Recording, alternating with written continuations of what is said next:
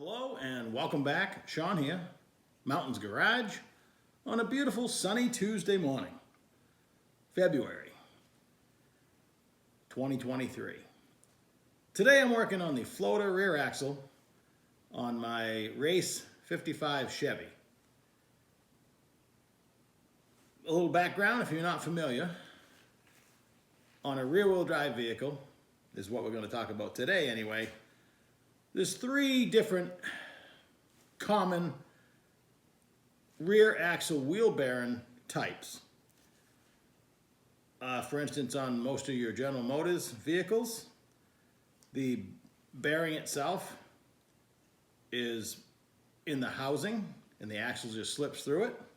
There's a bearing in the seal pushed into the housing and the axle just slips over through it, and all the weight of the vehicle and whatever you're towing or whatever is wearing on the axle hardened surface that rides in the bearing. So it's not the greatest design, and should something happen, like if the axle breaks, because the axles are retained in here on a GM, hope you can see my finger, there's a C-clip in here, then if anything happens down here and the axle breaks, it's free to exit the vehicle, tire, brake drum, wheel and all.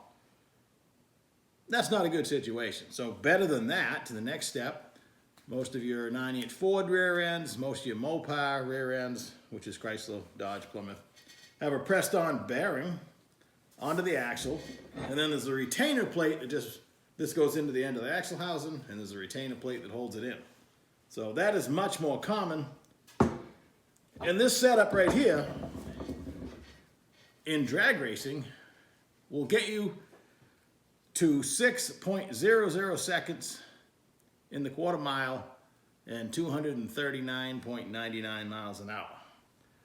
After that, so 5.99 in the quarter mile and 240 miles an hour, you have to have a floater rear end. Now, I will never achieve that. In any world that I can dream of, and don't even know if I'd want to go that fast in this car, so that's a pretty serious piece of equipment. But the Race 55 came with it, and it's a very expensive option. The strange floater ends with brakes are around $4,000. So I have it. So I'm going to restore it. It's actually never been used. It's 30 years old, bought somewhere between 1992 and 1995. And thankfully, after I've taken it apart, it's all usable. By design, on a floater rear end, there's a threaded spindle welded onto the rear axle housing. And over that goes a couple bearings and a spindle nut, just like you'd see on a 3/4 or 1-ton truck or larger. So all the weight is carried on the bearings that are on the spindle, but all the actual wear occurs in the bearing. It doesn't wear out the spindle, and it doesn't wear out wherever the bearing races, in this case, are in my rotor, one on each side. So it's a very strong setup and safe, because should something happen to the axle, anything, the axle can fall right out, and you're not gonna lose your wheel and tire. And my chair just broke. I gotta check that. I've heard it creaking through all the videos. Well, she gave up the ghost just then. Let me get another chair. It was just yesterday while I was shopping that I bought that bag of donuts. Maybe I shouldn't have, because now I've broken my chair. So I had a few minutes yesterday afternoon, and I wanted to make sure, after buying $1,600 worth of parts that I knew I was missing for this floater rear end, that they were going to fit before too much time expires and they sit in a box for 10 years, which I don't want to happen. I have too many projects I've already done that with, so that's here nor there. But on the description, on the paperwork, well, I knew when I contacted them, doing a little research, that they had only 2 floater rear end styles, early and late. Early's like pre-99, which I knew I had, and late. And when I called to discuss the missing parts, I was told that, for instance, the caliper brackets, which I was missing, there was only 8 left in their inventory, and when they're gone, they're gone. It would be special order. So in the package slip, these are marked late. You know, early and late, these are marked late. So, but just visually, I knew there was a multi-hold bracket on the spindle that's welded onto the housing, and it had 6 bolts. This has 12. So long story short, after I got it apart, these do fit.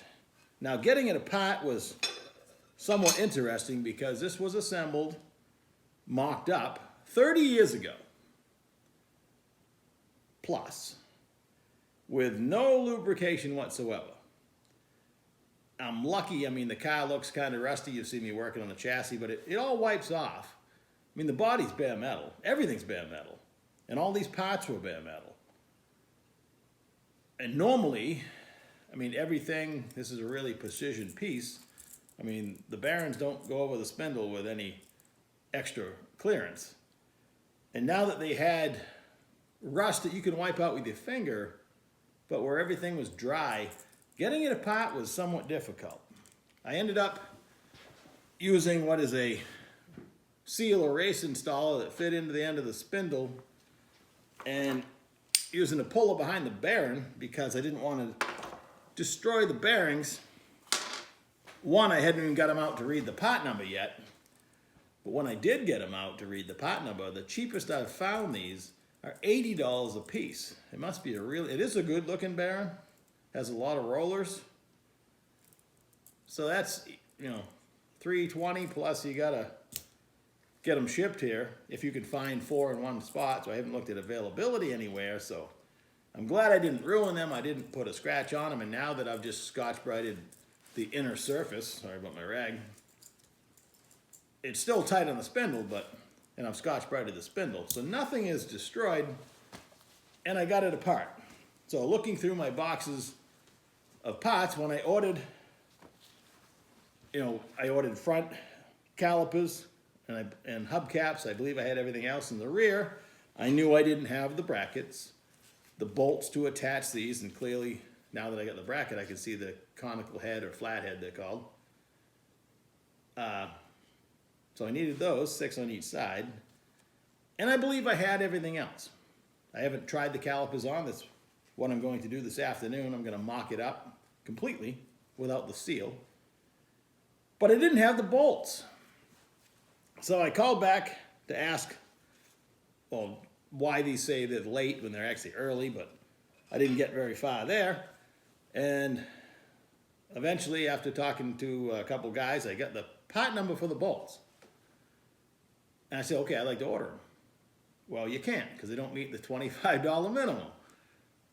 Okay, then charge me $25 for the bolts. I mean, I asked for them last time in my big order, but it doesn't matter, I got nowhere. But I did get, he says, tell you what, I'll give you all the specs for the bolt, and you can get them from McMaster Car or somebody like that with the correct tensile strength, because I didn't want just a hardware store flathead bolt. So he did provide all the specs, and this is the impressive part. I mean, thank you. I love when I get information, just like they didn't have the seals in stock for this, but they gave me the part number, national seal number, and I managed to find 4 in the country. So 4 o'clock yesterday afternoon, I close up the shop, I go inside, I go on McMaster Car's website. Using the information provided, I instantly found the bolts. 25 pack is $11 and change, and $11 to ship it and change, so $23 total. 4 o'clock in the afternoon yesterday, 10 o'clock this morning, the UPS truck pulls in with my bolts. That's McMaster Car for you. That's how impressive they are. They're in New Jersey, I'm in Maine, so obviously some parts of the country might not get overnight, but that's always been my experience with them. They don't overcharge you for shipping, but it's not cheap. I mean, the shipping was as much as the bolts, but in this case, it's exactly what I wanted and faster than I expected it. So that is impressive. So how this all goes together, the inner and outer bearings are the same part number. That's kind of sweet. So you put the inner bearing in, you'd put the seal in, which I'm not going to put the seal in. Put it over the spindle, put the outer bearing down in here, Then you'd have a lock ring for the spindle nut, the actual spindle nut. Now I thought I had every four-wheel drive spindle socket known to man, front or rear, doesn't matter.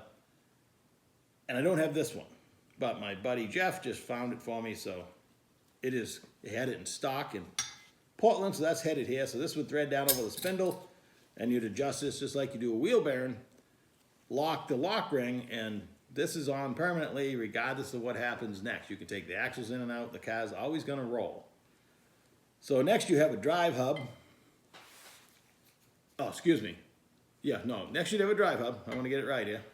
Accuracy means everything. It just goes on with two little screws because eventually the wheel and all the lug nuts are gonna hold that on. So you put your two little screws just to retain the drive plate.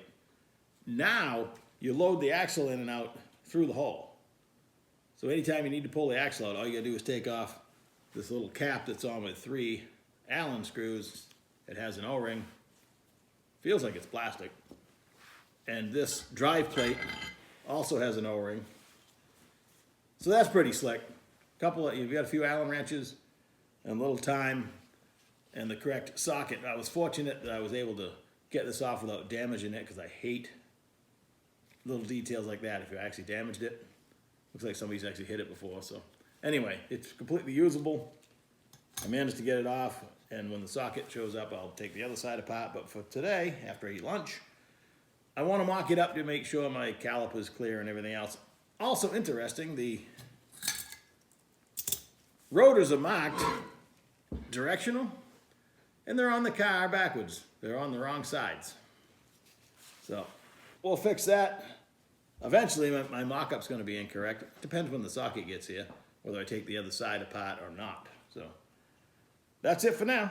Back from lunch, I went and dug out an axle. Just to be sure I was correct, it would slip through the drive flange.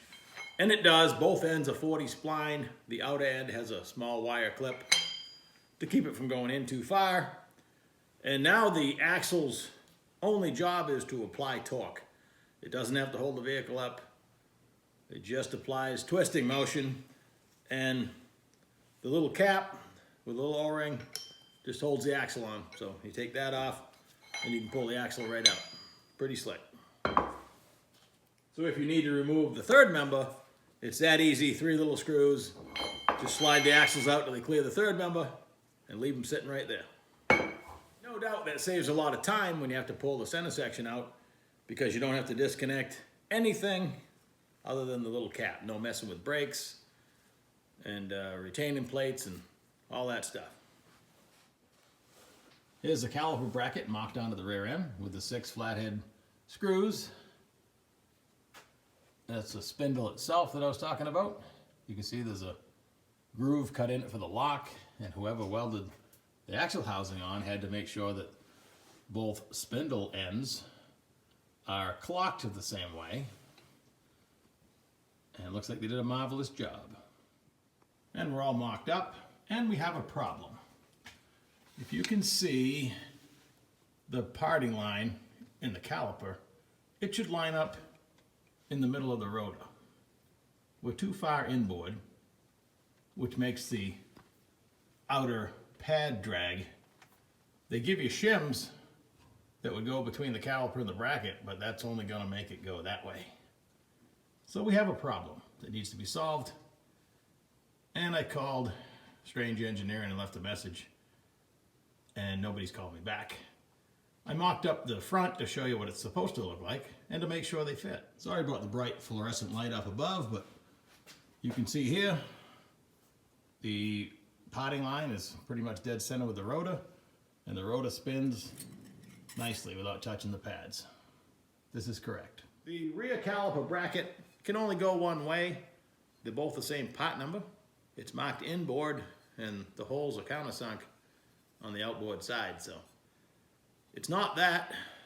It's not the spindle. That's welded on. The rotor is what it is.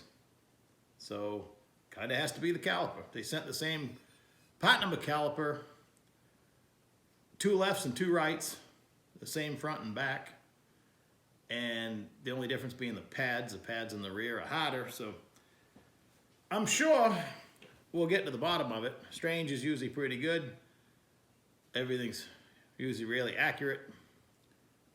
So, time will tell. It's been 4 or 5 hours. Nobody answers the phone. I'm sure they're super busy. But I'll let you know another day how it turns out.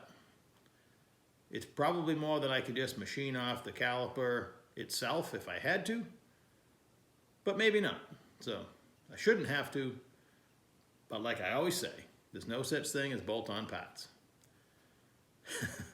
Unfortunately. Have a great evening. I'll talk to you soon. Did you see that moon, the snow moon, the last couple nights? Fantastic.